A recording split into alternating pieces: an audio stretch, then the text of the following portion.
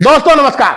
दोस्तों, उत्तर प्रदेश के मुख्यमंत्री योगी आदित्यनाथ भ्रष्टाचार को समाप्त करने की बात करते हैं तो देश के प्रधानमंत्री न खाएंगे और न खाने देंगे की बात करते हैं। लेकिन फतेहपुर जिले में एक मुल्ला गैंग हावी है। यह मुल्ला गैंग सीएमओ दफ्तर का गैंग है। सीएमओ दफ्तर का यह मुल्ला गैंग बाकायदे पूरे जिले में संचालित है और आपकी मेहनत की कमाई, आपकी गाढ़ी कमाई को नर्सिंग होमों एवं अल्ट्रासाउंडों के माध्यम से ये एक लूट खसोट कर रहे हैं। मुल्ला गैंग एक बड़ा गैंग है और इस गैंग की जड़ें इतना मजबूत है कि यहां के आउटसोर्स कर्मी जिनका वेतन पारिश्रमिक मात्र 12,000 17,000 होगा, ऐसे कर्मियों ने एक साल के अंदर करोड़ों रुपए की अपनी आलीशान इमारतें खड़ी कर दी। मुल्ला गैंग मौजूदा समय में शहर से लेकर के ग्रामीण इलाकों में हावी है और इस गैंग ने अपने कई अल्ट्रासाउंड सेंटर भी यहां खोल रखे हैं। अल्ट्रासाउंड सेंटरों की एनओसी हो या फिर उनका पंजीयन, निजी नर्सिंग होम की एनओसी हो या फिर उनका पंजीयन, अफसरों को तो पैसा मिलना ही चाहिए, तभी वो सर्टिफाई कापी देंगे।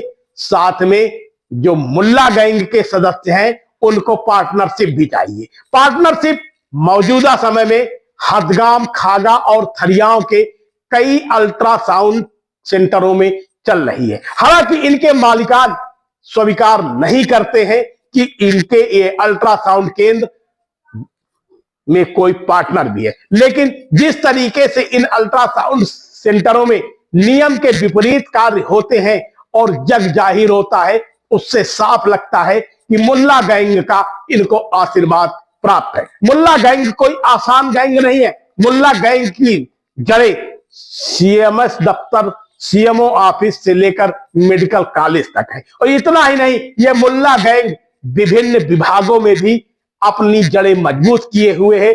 अपने मुल्ला गैंग के सदस्यों का एक रैकेट बना रखा है और इस मुल्ला गैंग ने शहर की स्वास्थ्य व्यवस्था को पूरे तरीके से चौपट कर रखा है। मुल्ला गैंग का एक सदस्य तो शहर के ही खेलदार इलाके का रहने वाला है, जिसने शहर के कई नामी गिरामी नर्सिंग होमों पर बाकायदा समय समय पर नोटिसें भेजने का भी काम करना शुरू कर दिया। इतना ही नहीं, मुल्ला गैंग के इस सदस्य ने यह भी ऐलान कर दिया है गोपनीय तरीके से, बाकायदे इसके वीडियो ऑडियो भी है और सोशल मीडिया में ये ऑडियो कुछ दिन पहले वायरल भी हुए थे।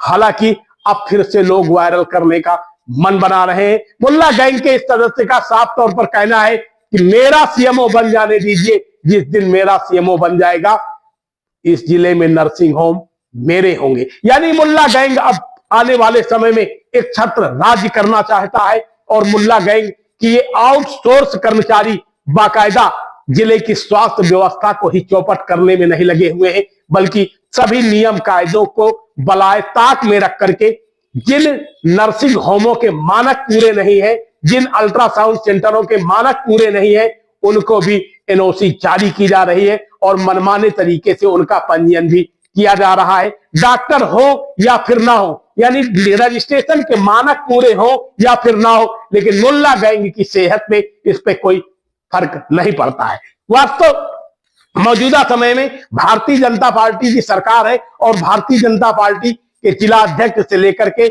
कई विधायक भी फतेहपुर जिले में है। लेकिन अभी तक शायद इन भारतीय जनता पार्टी के कद्दावर नेताओं की नजरें इस मुल्ला गैंग की तरफ नहीं गई है। मुल्ला गैंग बातचीत में बहुत ही फॉरवर्ड है, बहुत ही साफ सफाई से बात करता है, लेकिन कब आपकी नजरों का काजल पोंछ दे ये मुल्ला गैंग के बारे में कोई समझ नहीं सकता है। मुल्ला गैंग के तार पश्चिम बंगाल से भी जुड़े हैं।